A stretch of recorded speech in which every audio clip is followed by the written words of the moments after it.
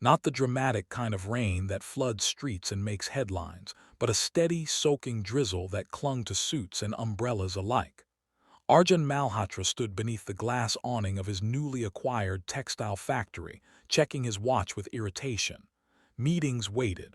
People waited. His life, worth hundreds of millions on paper, was measured in minutes. Then she walked past.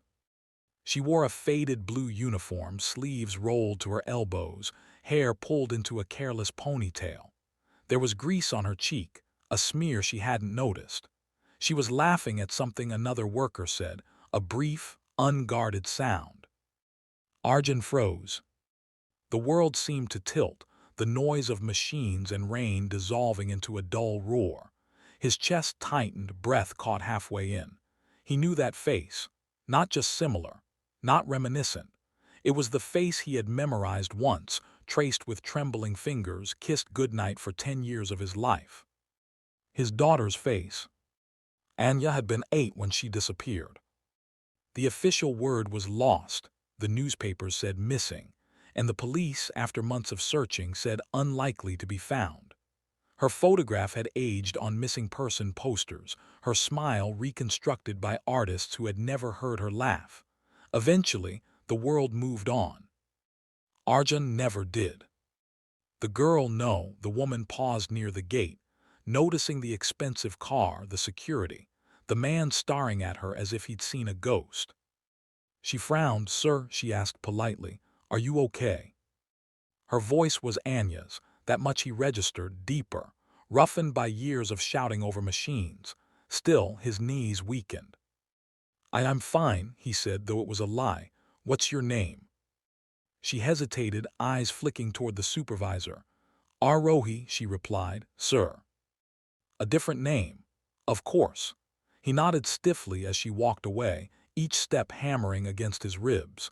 When she disappeared into the factory, Arjun sank into his car, rain streaking down the windows like tears he hadn't shed in years. That night he couldn't sleep. Memories invaded him without mercy.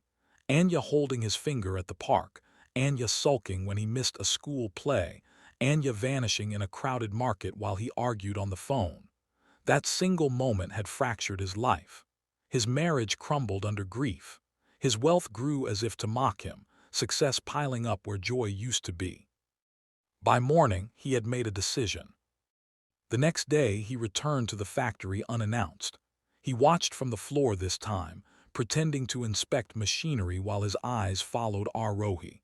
The way she tucked her hair behind her ear, the slight tilt of her head when listening, small gestures that echoed painfully. He asked the HR manager for her file. Orphan, brought to a government shelter around age 9. No clear records before that. No relatives listed. Arjun's hands trembled as he closed the file. 9. Anya had been 8. Still, doubt crept in. Faces could deceive. Hope could be cruel.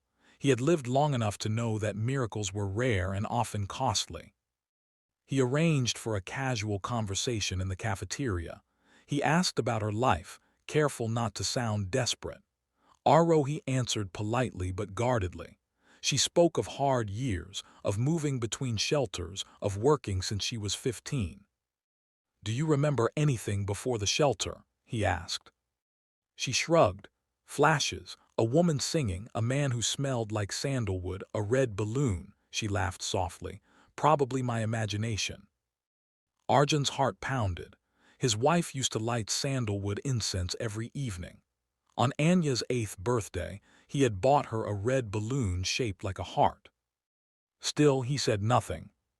He ordered a DNA test under the guise of a routine health program the company had recently introduced. When the results arrived, his hands refused to open the envelope. For a man who had signed billion-dollar deals without blinking, this felt unbearable. Match 99.9%. Arjun sat down slowly, the room spinning. After 15 years of emptiness, the universe had done the impossible. His daughter was alive. Telling her, however, was another matter. When he finally invited Arohi to his office, she walked in stiffly, clearly nervous. He gestured for her to sit, studying her face one last time before speaking. "I knew a little girl once," he began, voice unsteady. "She loved mango ice cream and hated math homework. She used to call me Papa even when she was angry." His brow furrowed. "Sir, why are you telling me this?" He slid the envelope across the desk. "Because I believe that little girl grew up to be you." Silence stretched between them, thick and fragile. She stared at the paper, then at him. Her laugh came sharp and disbelieving. "You're joking." "I wish I were," he said quietly. "I lost my daughter 15 years ago. I've looked for her every day since." Her hands shook as she opened the envelope. She read the words slowly, as if afraid they might vanish.